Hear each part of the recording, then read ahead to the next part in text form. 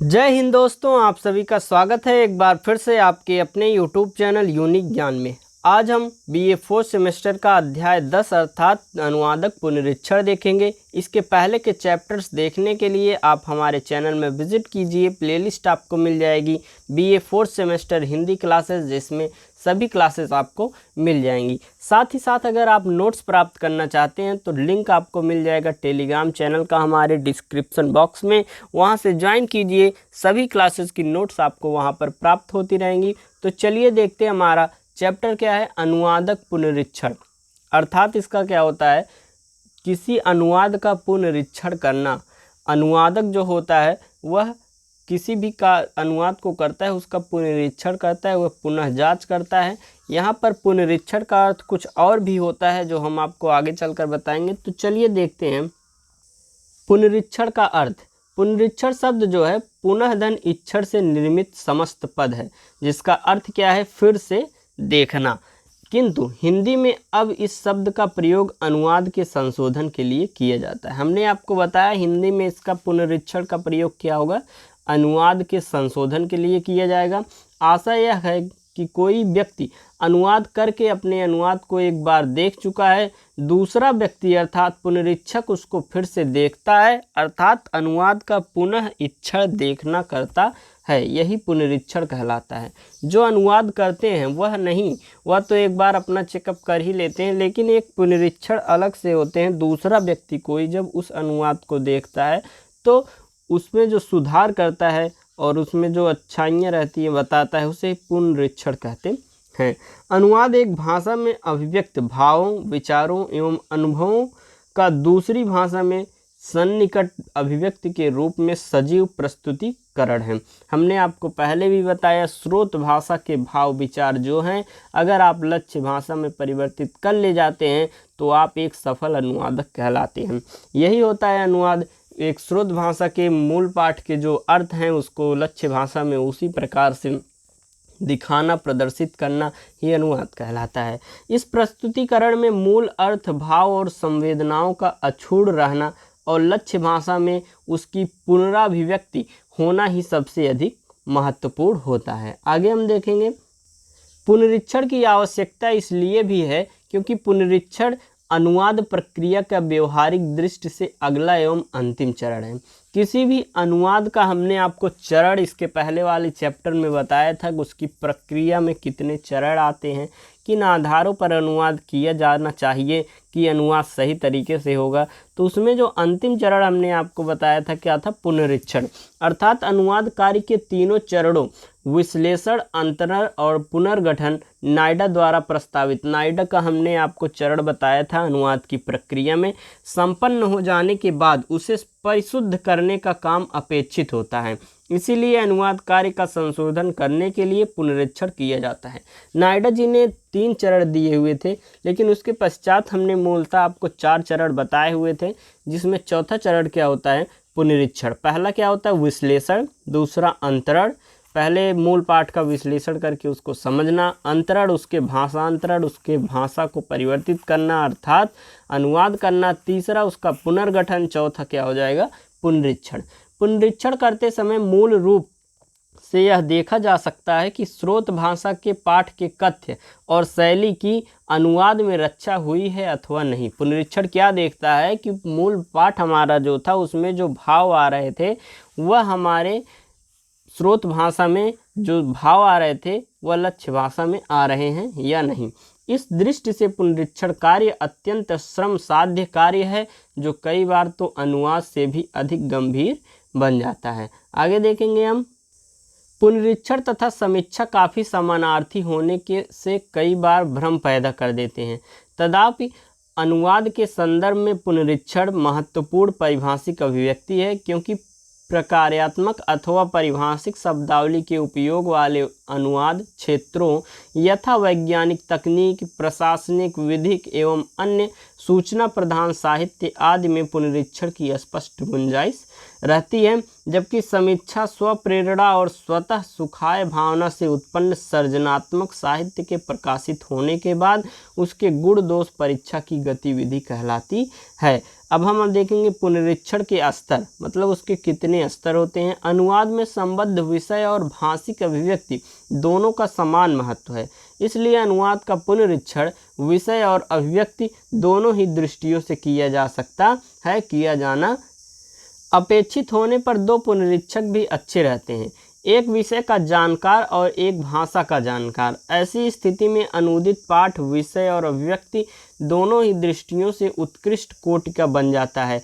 क्या कह रहे हैं इसमें कि दो पुनरीक्षक भी अच्छे होते हैं। अगर एक दो पुनरीक्षक रहें, एक भाषा का जानकार रहे और एक उस विषय का जानकार रहे, तो विषय वाला अपने विषय पद्धति के आधार पर उसमें पुनरीक्षण करेगा, उसमें सुधार करेगा, और भाषा का जानकार जो रहेगा वह भाषा के आधार पर अनुवाद में हुई त्रुटियों को वह सुधार करेगा।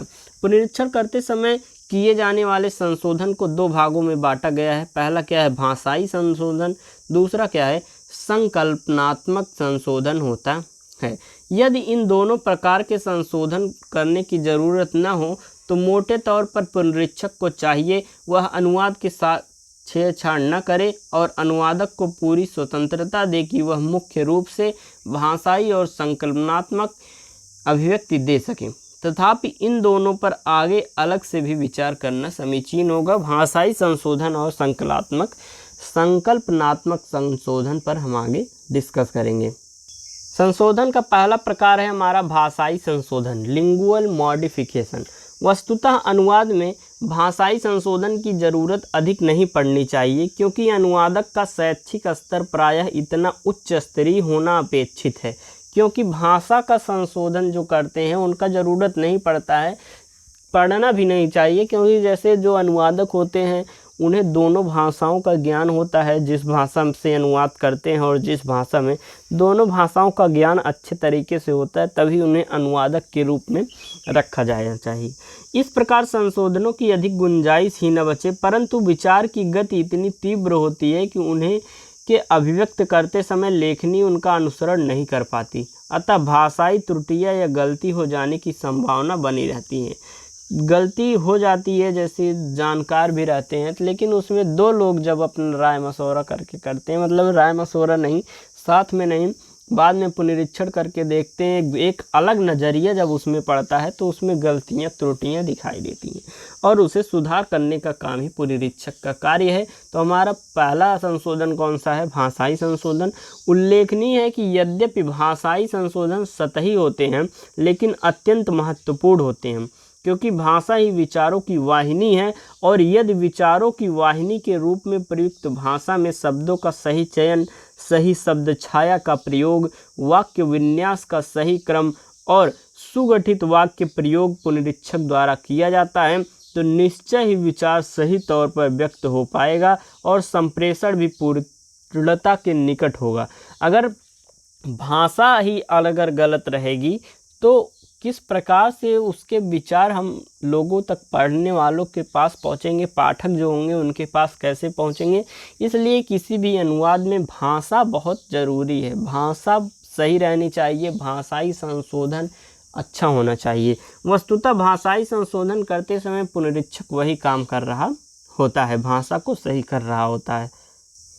जो कार्य आधुनिक सभ्यता में ब्यूटिशियन करते हैं उनका कार्य दोषों का परिहार, त्रुटियों को छुपाना, आवृत्त करना तथा सुंदर सुगठित रूप प्रस्तुत करना, यही कार्य भाषाई संशोधन करता है, समय पुनरीक्षक करता है इस समय।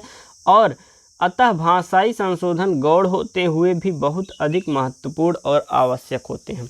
आधुनिक समय में हमारे देखिए जो ब्यूटिशियन होते हैं, ब्यूटी पार्लर में जो कार्य करते हैं, लोगों के दोषों को, लोगों के त्रुटियों को छुपाते हैं, वही कार्य भाषाई संशोधक जो होता है वह अनुवाद में करता है, उसकी एक प्रकार से सुंदरता लाता है वह। अगला है सौहार्द और अनुवाद के प्रति तटस्थता बना पुनरीक्षक के लिए परम आवश्यक है, बनाना बहुत ही ज़्यादा आवश्यक है। यहाँ भाषाई संशोधन के संबंध में जिन बातों का उल्लेख किया गया है उनके परिप्रेक्ष्य में सुविधा की दृष्टि से पुनरीक्षण कार्य के निम्नलिखित संक्षिप्त नियम निर्धारित कर सकते हैं। पहला, व्याकरण सम्मत शब्द प्रयोग और वाक्य विन्यास सुनिश्चित करना। वाक्य विन्यास में वाक्य सौष्ठव, उपवाक्य, वाक्यांशों का क्रम बैठाना, यह कार्य किसका है? पुनरीक्षक का। संक्षिप्त में हम आपको बता रहे हैं कि एक पॉइंट के रूप में अवतरण, संचरण, संरचना और समग्र अध्याय और अध्यायों का उपयुक्त अनुक्रमण करना, क्लिष्ट शब्द प्रयोग का परिहार और अन्य सह भाषाओं के प्रचलित शब्दों का प्रयोग जिससे वाक्य बोझिल और अनुवाद दुर्बोध और दुर्गम न लगे। अर्थात उसमें सरल शब्दों का प्रयोग करना जो कि लोगों के समझने योग्य हो। अगला है सहजता और स्पष्टता। उसमें उनको क्या चेक करना है? संशोधक जो रहेंगे अनुवाद में वह देखेंगे जो हमारे शब्द हैं वह सहज हैं, स्पष्ट हैं या नहीं, लोगों के समझ में एक बार पढ़ने में आएगा कि नहीं। भाषा सौष्ठव एवं सज्जा उसको देखना है। विषय के साथ भाषा का अनुकूलन, विषय सम्मत शब्द प्रयोग और चयन जो भाव प्रवणता और विचार प्रवाह दे सके। अगला है सुनिश्चित करना कि कोई स्थल छूट न गया हो। उसमें जो भी मूल पाठ हो उसमें कोई स्थल छूटा ना हो, इसका ध्यान देना किसका काम है? संशोधन का, पुनरीक्षण करते समय। दूसरा संशोधन हमारा है संकल्पनात्मक संशोधन, कंसेप्चुअल मॉडिफिकेशन। किसी अनुदित सामग्री में संकल्पनात्मक संशोधन करने से पहले पुनरीक्षक के लिए स्वयं इस बात से आश्वस्त हो जाना नितांत आवश्यक है कि जो अवधारणा या संकल्पना मूल पाठ की उसने ग्रहण की है वह निसंदेह सही है और स्वयं पुनरीक्षक को उस विषय वस्तु, अभिव्यक्ति या कल्पना के विषय में कोई भ्रम या भ्रांति नहीं रह गई है। उसके द्वारा प्रतिपादित संकल्पना मूल लेखक की अभिव्यक्ति और अवधारणा के अनुरूप ही है और समष्टि रूप में उस संकल्पना के विषय में उसे ऊहापोह नहीं है, उसमें कोई भी कमी नहीं है, इतना कंसेप्ट में उसके कोई दिक्कत नहीं आनी चाहिए।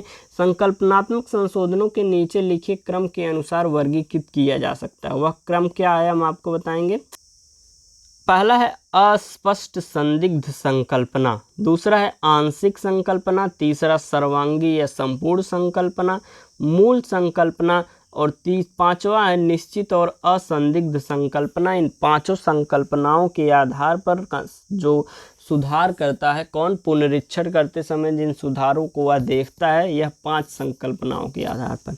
पुनरीक्षण के लिए पुनरीक्षण करते समय यह देखना आवश्यक है कि लेखक का आशय क्या है, अर्थात लेखक कहना क्या चाहता है, उसका अभिप्राय क्या है, उसका ध्यान पुनरीक्षक द्वारा रखा जाना जरूरी है। लेखक का अभिप्राय या संकल्पना क्या है, उसे ऊपर वर्णित 3 भागों में विभक्त करके विश्लेषित किया गया है या नहीं।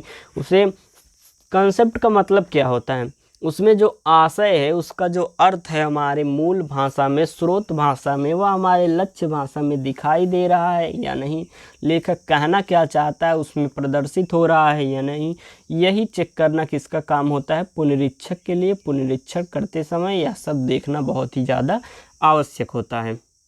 अगला टॉपिक हमारा है पुनरीक्षक कर्ता। पुनरीक्षण की संक्षिप्त परिभाषा पर चर्चा करने के बाद आपने अनुभव किया होगा कि यह कार्य अलग अलग स्तरों पर अलग अलग व्यक्तियों द्वारा किया जाता है।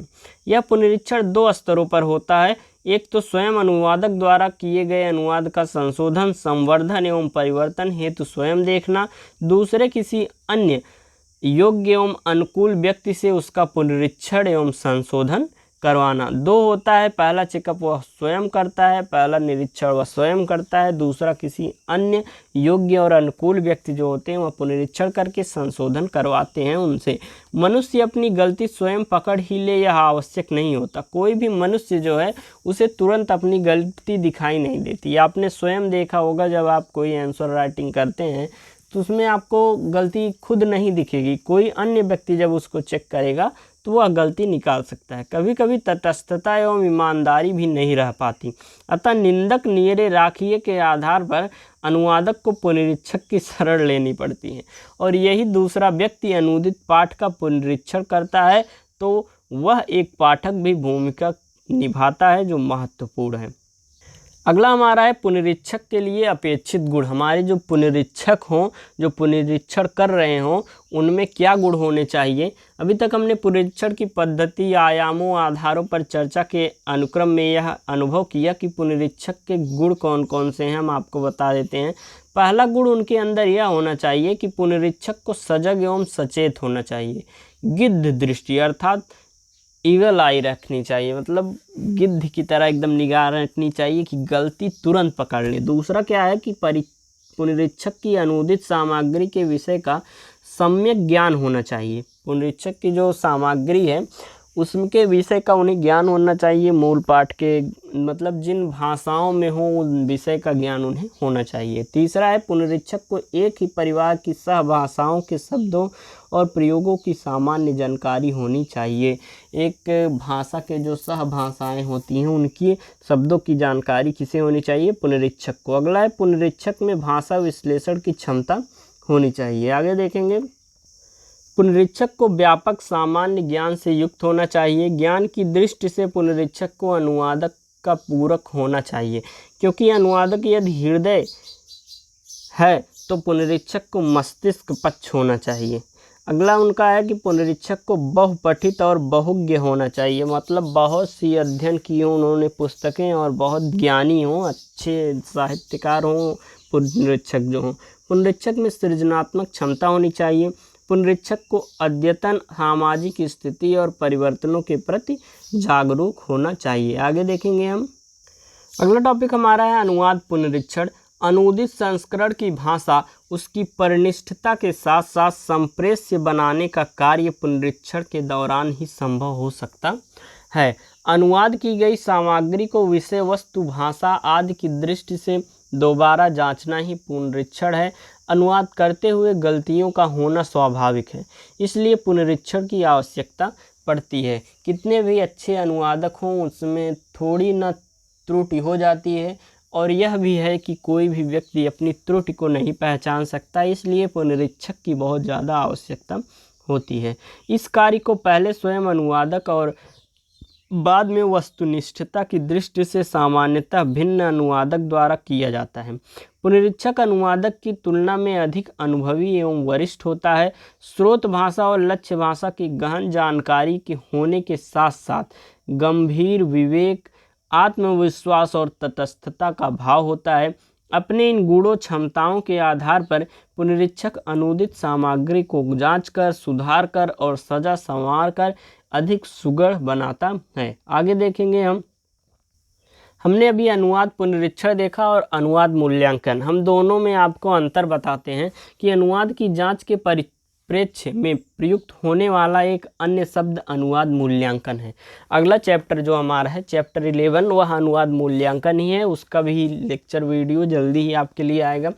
लेकिन उससे पहले जब हम किसी चीज़ को तुलना करके पढ़ते हैं तो हमें अच्छे से समझ में आता है। अनुवाद पुनरीक्षण और अनुवाद मूल्यांकन का एक तुलनात्मक एक डिफरेंस हम दोनों में आपको यही बता देते हैं। हालांकि अनुवाद पुनरीक्षण और अनुवाद मूल्यांकन दोनों ही अनुवाद कार्य संपन्न हो जाने के बाद की प्रक्रियाएं हैं। कब की प्रक्रियाएं हैं? दोनों अनुवाद हो जाने के बाद की प्रक्रियाएं हैं, और इनका मूलभूत कार्य अनुवाद की जांच करना होता है। अनुवाद पुनरीक्षक का भी कार्य यही होता है और मूल्यांकन जो करते हैं उनका भी कार्य क्या होता है? अनुवाद की जांच करना। किंतु दोनों अवधारणाओं में अंतर एक के तंतु परिव्याप्त हैं। जैसा कि उल्लेख किया जा चुका है कि अनुवाद पुनरीक्षण के अंतर्गत अनुदित सामग्री की जांच के साथ साथ उसमें कथ्य भाषा शैली और लक्ष्य भाषा की संस्कृति की दृष्टि से जांच करते हुए अपेक्षित सुधार, संशोधन एवं फॉर्मेट संपादन का कार्य किया जाता है। हमने आपको पुनरीक्षण में क्या बताया कि जो उसमें सामग्री है उसके जांच के साथ साथ उसके जो कथ्य हैं, डायलॉग्स हैं, भाषा है, उसकी भाषा शैली है, वह लक्ष्य भाषा की संस्कृति की दृष्टि से जांच किया जाता है। वहाँ अनुवाद मूल्यांकन द्वारा अनुवाद में व्याप्त दोषों का मूल खोजन का प्रयत्न किया जाता है। जो अनुवाद में व्याप्त दोष हैं उसके मूल जो हैं खोजने का प्रयत्न किसमें होता है? अनुवाद मूल्यांकन में। वास्तव में अनुवाद मूल्यांकन अनुदित साहित्य को गुणात्मक दृष्टि से जांचने, परखने और इस जांच परख के लिए विशिष्ट प्रतिमान अथवा कुछ निश्चित मानदंडों की कसौटी पर कसना है, ताकि अनुदित रचना के विभिन्न दोषों के कारणों को उद्घाटित कर उसकी गुणवत्ता के विषय में निर्णय दिया जा सके। इस दृष्टि से अनुदित सामग्री की जांच के पश्चात अनुवाद के स्वरूप और गुणवत्ता पर टिप्पणी की जाती है।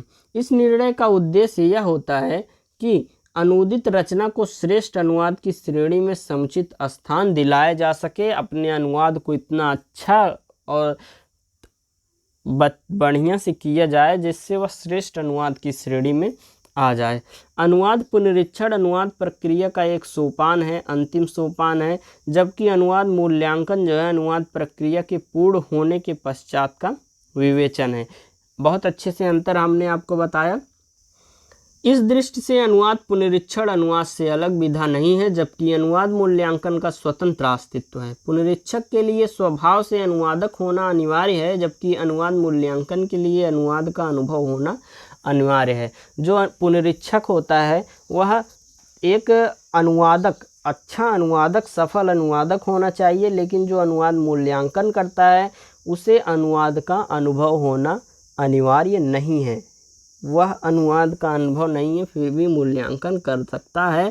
अब हम लास्ट में एग्जाम्पल देखिए, आपको एक पुनरीक्षण किस प्रकार से होता है उसका अभ्यास करा देते हैं कि अपेक्षाओं के उपर्युक्त जो हमने अपेक्षाओं के अनुपालन की दृष्टि से अनुदित पाठ में पुनरीक्षण के स्तर पर किए जाने वाले संशोधन निम्नलिखित उदाहरणों में द्रष्टव्य हैं। सर्वप्रथम पदबंध वाक्यांश स्तर पर कुछ उदाहरण दिए गए हैं। जब आप अधोरेखांकित पदों को ध्यानपूर्वक पढ़ेंगे तो आपको स्पष्ट हो जाएगा कि पुनरीक्षक क्यों आवश्यक है, पुनरीक्षण क्यों आवश्यक है और इसका महत्व क्या है। अब देखिए, आपको हम एग्जाम्पल देके बहुत अच्छे तरीके से समझा देते हैं। बहुत अच्छे से हमने आपको परिभाषा बताई, स्तर बताए, पुनरीक्षण के कार्य बताए, पुनरीक्षक में अपेक्षित गुण बताए, क्या गुण होने चाहिए पुनरीक्षक में। अब लास्टली आप एग्जाम्पल देख लेंगे तो आपको बहुत अच्छे तरीके से समझ में आ जाएगा। देखिए, अनुवाद पहले देखेंगे, किसी मूल पाठ का अनुवाद देखेंगे, फिर उसका पुनरीक्षण जो है, पुनरीक्षक जो है वह पुनरीक्षित अनुवाद करके जो बताया उसको भी देखेंगे। कोर्ट अटैचमेंट आर्डर्स, अनुवाद किसने किया, किसी ने अनुवादक ने अनुवाद किया, बताया कि न्यायालय का कुर्की संबंधी आदेश, क्या न्यायालय का कुर्की संबंधी आदेश, लेकिन पुनरीक्षक जो था वह बताया न्यायालय द्वारा जारी कुर्की आदेश। देखिए कितना बड़ा अंतर है। पुनरीक्षण इसीलिए आवश्यक है क्योंकि वह सही अर्थ एक सही व्यवस्थित क्रम में बताता है। Processing of indents and monitoring of suppliers, मांग पत्र एवं निगरानी आपूर्ति संबंधी प्रक्रिया। और पुनरीक्षण क्या बताता है, मांग पत्र संबंधी प्रक्रिया और पूर्ति की निगरानी, पूर्ति की निगरानी, आपूर्ति संबंधी इसमें प्रक्रिया बताया हुआ था। अगला हमारा एग्जाम्पल है कि सेंटर ऑफ एडवांस स्टडीज़, प्रगति अध्ययन केंद्र, उच्च अध्ययन केंद्र। और अगला है ग्राउंड रियलिटीज़, भूमि की वास्तविकता, ठोस वास्तविकता, वस्तु स्थिति। रिसोर्स पर्सन, संसाधन विशेषज्ञ, ज्ञान साधन विशेषज्ञ। ये आपको एग्जाम्पल देके हमने समझाया और आशा है कि आपको यह जो चैप्टर है बहुत अच्छे से समझ में आया होगा। आगे के चैप्टर्स देखने के लिए चैनल को सब्सक्राइब करें। नोट्स प्राप्त करने के लिए डिस्क्रिप्शन बॉक्स से टेलीग्राम चैनल ज्वाइन करें जिससे आप सभी नोट्स प्राप्त कर सकें। धन्यवाद। मिलते हैं अगले वीडियो में। लाइक कीजिए वीडियो और कमेंट करके ज़रूर बताइएगा कि आपको कैसे लगी।